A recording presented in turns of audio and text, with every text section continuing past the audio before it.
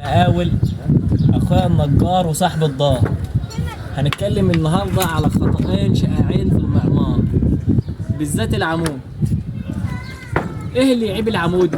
اللي يعيب العمود انه مبجر او معوج او في غلط، انما او يبقى مايل. انما العمود طول ما هو واقف عدل يبقى انت عمودك 100 100. عمودك مش معشش، عمودك 100 100. عمودك مفيش حديد باين، يبقى عمودك 100 100.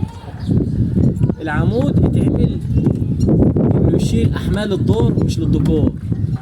العمود معمول يشيل احمال الدور مش للديكور. عمودك لما يكون خشن شويه بخشب قديم ما يضرش.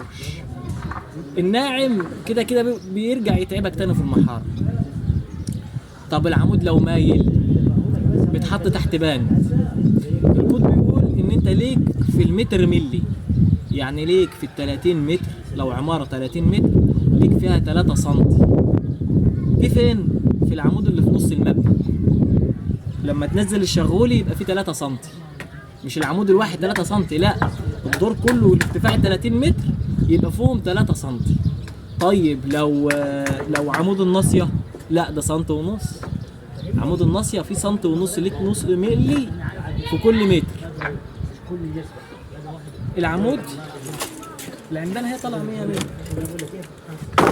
بس مش ميزه اما العمود يطلع ناعم، دي مش ميزه. الميزه ان العمود يطلع مخربش، ما يطلعش ناعم.